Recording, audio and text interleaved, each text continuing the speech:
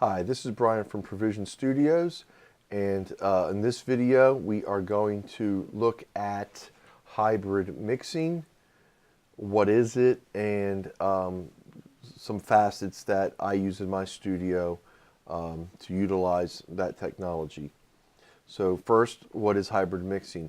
Basically, you are taking analog recording and digital in the box recording, and you are meshing them together, and you are taking the best aspects from both processes and utilizing them together to get an improved quality over using just one or the other. Some benefits specifically in regards to the analog end of it is the increased headroom that you get when you take a digital signal, you run it into an analog console or an analog summing bus like the Dangerous Audio 2 bus, as an example. The headroom that imparts on your audio, because in analog there really is no cutoff like there is in digital. When you hit 0 decibel full scale in digital and you go above that, the clipping that occurs is very undesirable. In analog, when you push a signal into the red above 0, you get a warmth, even a light distortion that is sometimes is wanted. It's considered to be an asset to a mix or a track that you want to push hot. It's hard to get that kind of a sound and feel just in the box. Not that you can't do it, but you have to use plugins, and there's saturation and such. Analog does it naturally just by pushing a circuit hot. Anyway, so you get that, you get a stereo spread and depth that you sometimes lack in the digital realm, and conversely, there's things that digital, the positives in digital that you get that you can't do in analog. Some examples would be taking maybe 3 or 4 or 5 instances of a compressor and running it over multiple tracks. And in the analog world, you'd only have, in most studios, you may only have one outboard compressor, so you can only do a single track. Whereas in digital, you're only limited by the processing power of your computer. So you could have multiple LA2As across all your tracks at once. And where that would cost you tens of thousands of dollars in an analog studio to have that many analog LA2As compressors running all of your tracks through. Anyway, there's many advantages to each. Hybrid mixing allows you to sort of minimize the cons and maximize the pros. The console that I use in my studio is the Soundcraft Signature Series multi-track, and what makes this a hybrid console is, for one, you have the analog console. You have your individual analog inputs, XLR or TRS, that runs through the analog circuitry, and then it has a digital interface. This is via USB on this console that runs into your computer and into your DAW as a multi-channel digital interface. So you don't have to go out and buy 2 separate pieces of gear, a mixing console and a digital interface. This is an all-in-one. There are other analog mixers out there that you would have to go and buy a digital interface that you would run your console into. That's sort of the reason why I got the Signature Series console from Soundcraft is because it had both of those in one, so it allowed me to get into the hybrid mixing realm with a single purchase. Again, all over USB. Now, there are limitations to that. Obviously, USB is not the fastest connection. And then in this case, this is a USB 2.0. So it's, I mean, obviously, if it was 3.0, it'd be even better. But they wanted, when Soundcraft designed this console, they wanted to keep the price point under $1,000. So they had to cut some corners. One of the easiest corners to cut was making it a USB connection instead of a Firewire or Thunderbolt. So that's why it is USB. They wanted to keep that cost down, and there were other factors also that they implemented that kept the cost down. Sample rate and bit depth was one of the things that changed from the initial item descriptions when this first was being discussed at NAMM a couple years ago. There was 96 or 88.1 and 96 kilohertz was going to be standard on this, and then once they got closer to getting it out, they realized that the USB wasn't able to keep up, and they were going to have to make a more robust connection. They're like, heck, we'll just keep it at 44.1 or 48 max, and that'll allow us to keep, without having to reconfigure the whole thing, we'll be able to keep it under the price point we wanted, which was under $1,000. That was huge for me in my project studio. I don't have thousands of dollars to go and spend on gear. This was under $1,000, and it allowed me to get in the hybrid mixing game without going and having to get a second mortgage on my home. So, very good console. All right, so what I want to do today is I want to show the way to set this up from day one. What you come into your DAW through the console and how you get audio to go communicate back and forth between the analog realm and the digital realm. All right, so here we go inside of Pro Tools. The first thing you want to do is go to your I/O setup, which is under the setup window in Pro Tools. This works for any DAW that you can buy. The process of setting up your I/O may be a little different, but in the end, the way you go about it is going to be the same. This is what you need to do to get it to work for recording and mixing. So when you first connect your Soundcraft Signature Series console for the first time, this is going to be what you're going to see on your input tab in Pro Tools. You're going to have analog 1 through 2 all the way to analog 23 through 24. And they all have a drop down that allows you to see the individual mono contribution to this stereo channel. And by double clicking on any one of those, you can rename it. So let's say you have a band that you're going to record, and you know you're going to record them multiple times. You can go in and set your inputs. Let's say analog 1 is going to be kick.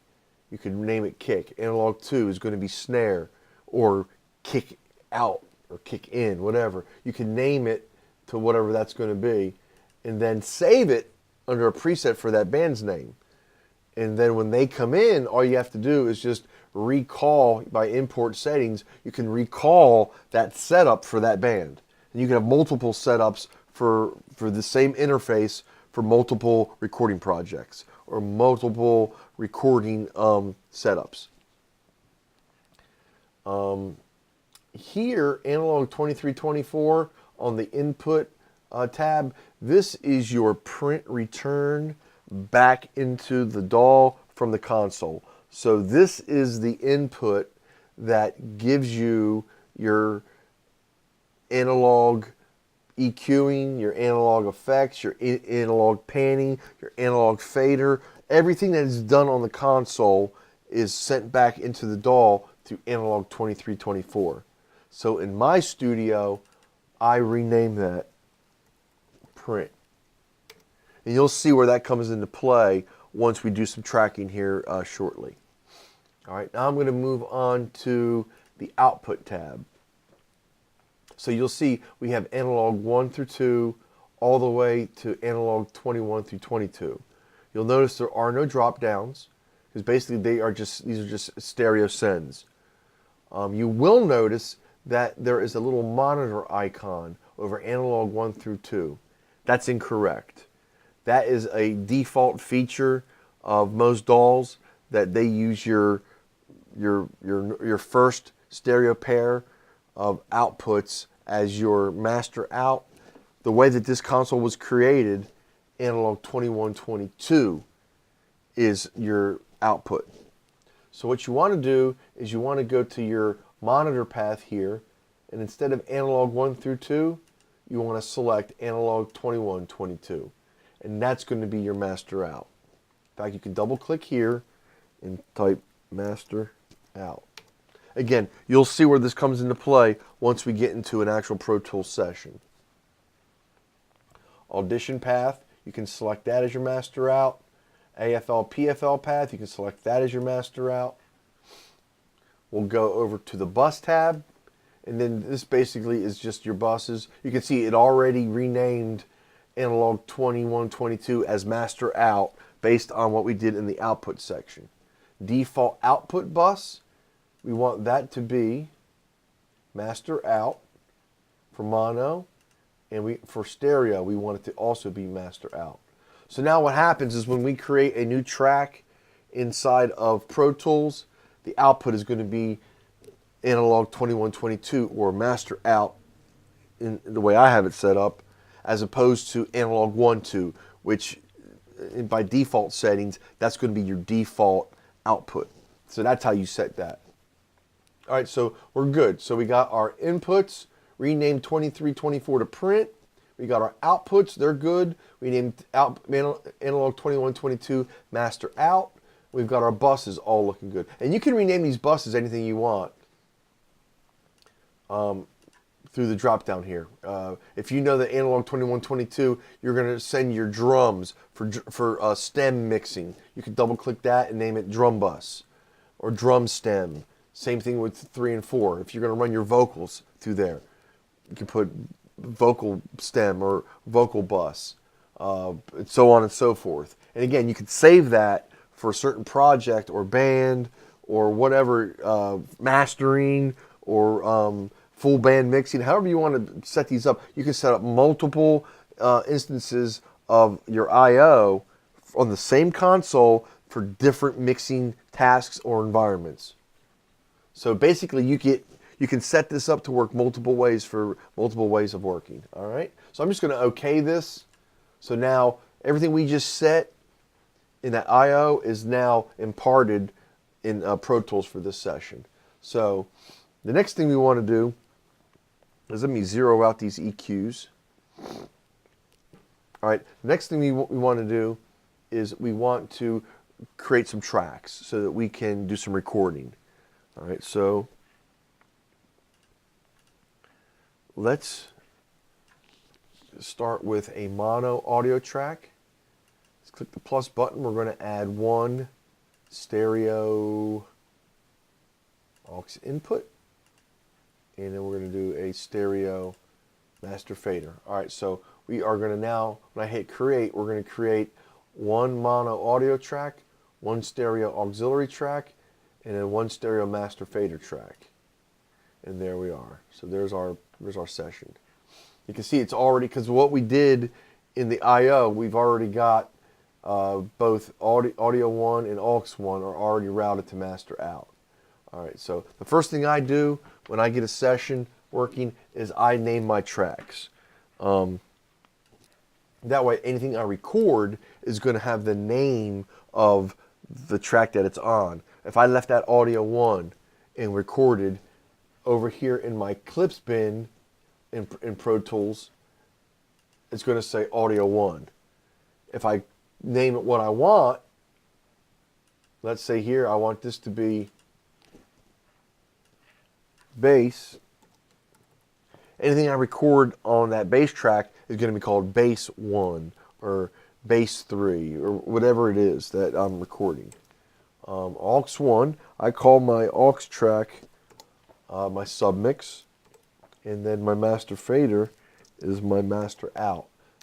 Okay, so now what I want to do is I want to set my output. Again, you can see it's analog 1, 2. I want to set this out as master. So my master output is going to run through analog 21, 22, out the master channel into my monitors.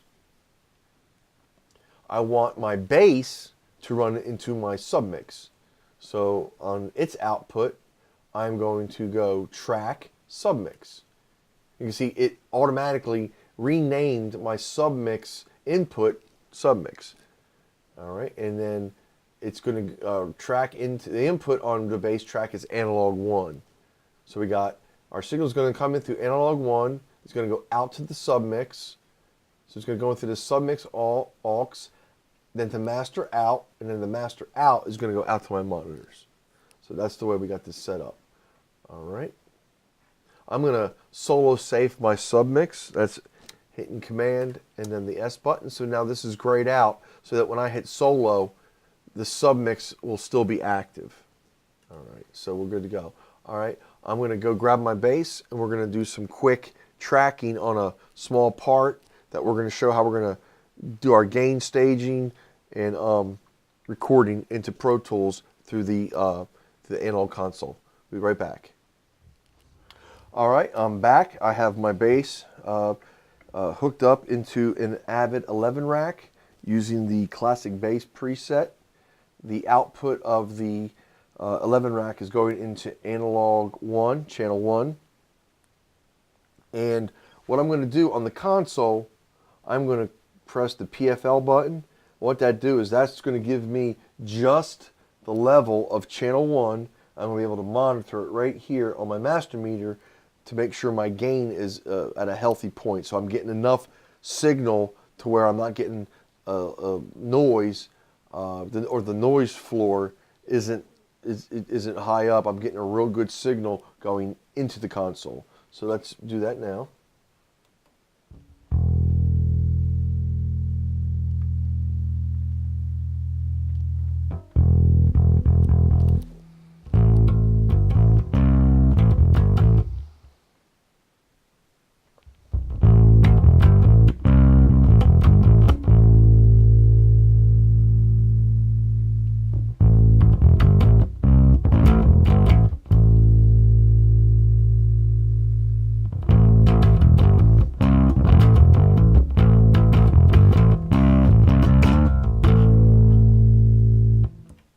All right, there we go. Now you got to make sure you turn your PFL off, or you'll see right here, you got that red light. If you see that red light on, the only thing you're going to get is audio from channel 1. It's going to cut everything else off, and you're going to not be able to hear certain things that are tracking on other channels or are being played back through other channels. So what we've got is our USB return button is not pressed down. We have our master button pressed down so that this signal is going through our master channel. And we are going to now, inside of Pro Tools, we're going to hit input monitoring so we can take a look at the signal coming from the console into the DAW.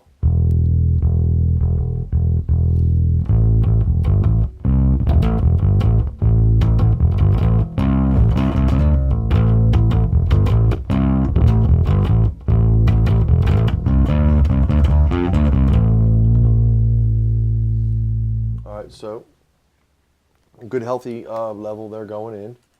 We are going to now mute the channel and arm it for recording. Now we're going to record just a quick little bass line, and going to take a look at the wave and the signal strength that we got going into there. So let's just hit record.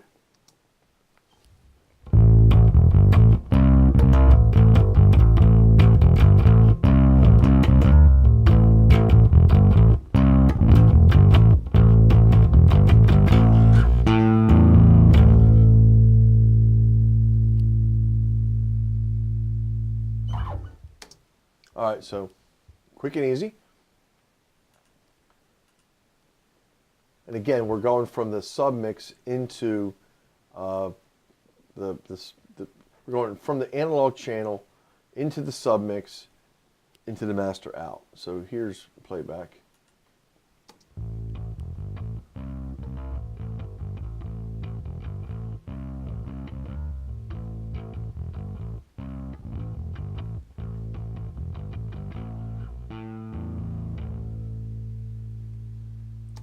All right. What we're going to do next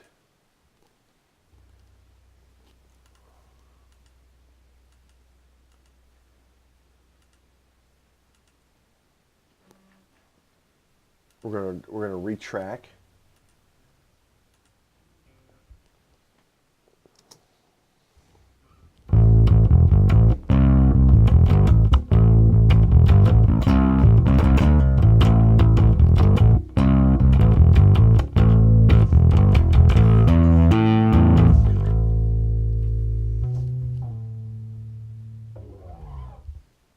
All right, very good.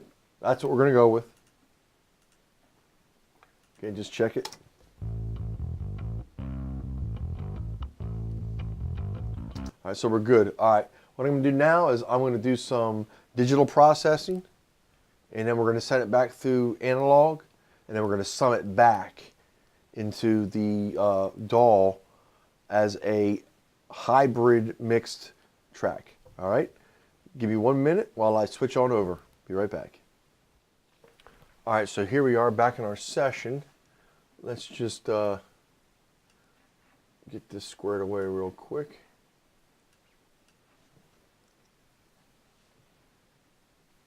So here we are. All right, so first thing we want to do is we want to make sure the console is set up properly to be in the box. All right, so what I mean by that is I'm going to hit play.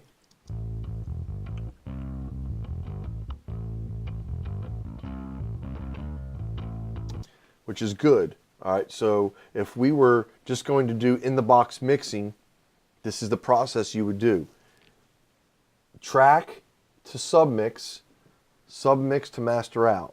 Now, what if you wanted to do hybrid mixing, where you are mixing both digitally and analog at the same time, or you've already mixed digitally and now you want to sum back through the console? So first thing you want to do is you want to route your audio back into the console. So your output no longer needs to be submix. You want it to be, in this case, I'm going to choose analog 1. That's the same channel we tracked on, and I'm going to send back through to it. Now, on the console, we have to make sure that USB return 1 is pressed down. I'm going to take it off and hit play, and you'll see why. Nothing. USB return down. There's our audio. Now we're running through the console.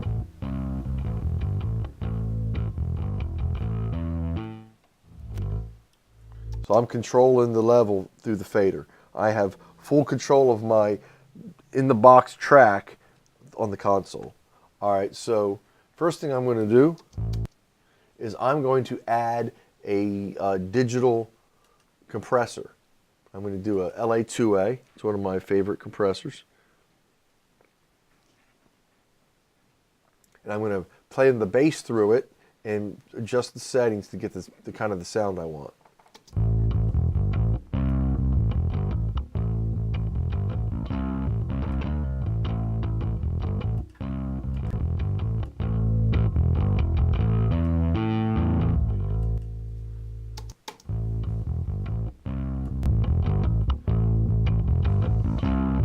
Very good. All right, so I'm satisfied with what I've got going on there. Now I'm going to start doing some console mixing. So basically what's going to happen now is I'm going to take this digital signal, run it through the LA2A, out of the compressor, into the analog console, do some EQing, run that back into the DAW as a return back into the into my recording software. All right, so I'm going to hit play and I'm going to do some EQ movements here on the console.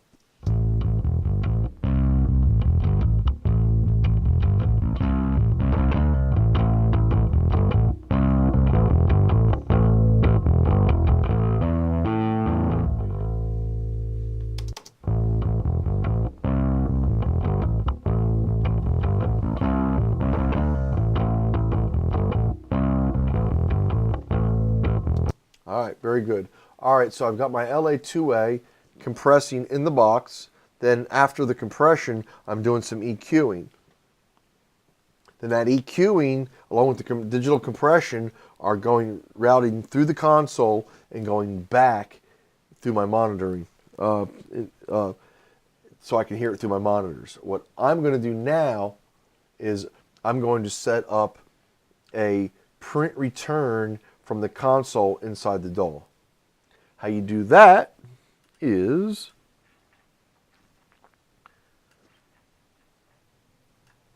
and I'm going to do a stereo return. That way, even though we're working with a mono track, I'm just going to just to show you the stereo return, I'll set it up that way. So first thing you want to do is you want to do stereo aux input. When I click your plus button and then do a stereo audio track. So we're going to create a stereo auxiliary and a stereo audio track in this order. Hit create. So here's our aux and our audio. All right, let's double click to rename. We're going to rename the aux analog sum, and we're going to name our audio track print track. All right. So now the way we want the routing to work is, again, remember when we were doing our initial setup, our I/O, we called analog 2324 print. We want that to be the input of our analog sum. Again, that is the return from the console into the digital realm. So we click here, we go interface, and there's print, which is in the place of analog 2324. If you didn't change the name of it in the I/O like I did at the beginning of this video, yours is going to say analog 2324. I renamed mine print because it makes it easy to know what's going on. All right. Next, we are going to make sure that our print track is receiving the analog sum. So we want its input to be, let's just say bus 1, 2. We are going to send the output of our analog sum print track into print track, which is bus 1, 2. We can rename that if we want. Right click, rename, call it print track, so that everything's uniform now. We know what is what and where it's going. All right, so our print bus is feeding our print track, which is then going to, maybe we want to have this go back to our submix. So now we're feeding back into our submix, which is going to master out. All right. So the next thing we want to do is we want to hit input here, so we can input monitor what is going from the DAW into the console and back into the DAW on the print bus.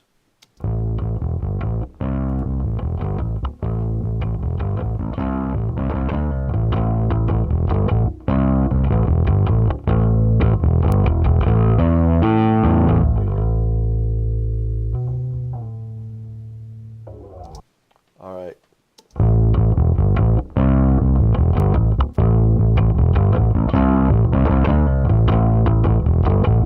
All right, so we're good. We like what we've got going on there. We are going to arm this track for recording, and we are going to print. This is an analog sum, both digital processing and analog processing on the console being summed together onto one stereo track.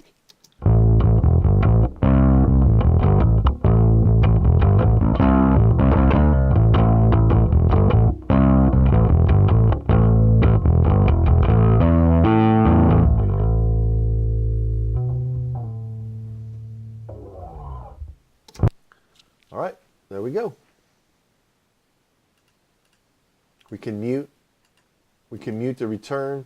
That way there's no signal coming through our analog 2324 or our print bus or back into the session. So if I hit solo on my print track, all I'm going to get now is this summed track.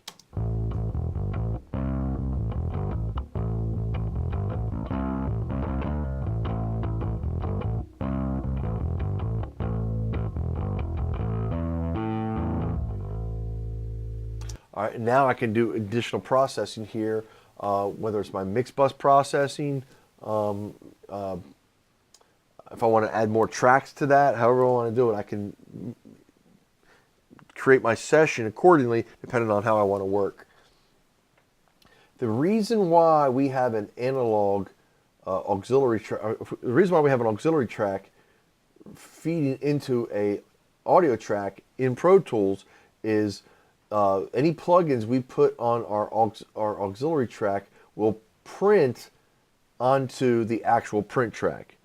If we were to just feed audio into an audio track and put plugins here that we wanted to color the analog sum with, those effects would not print onto the track.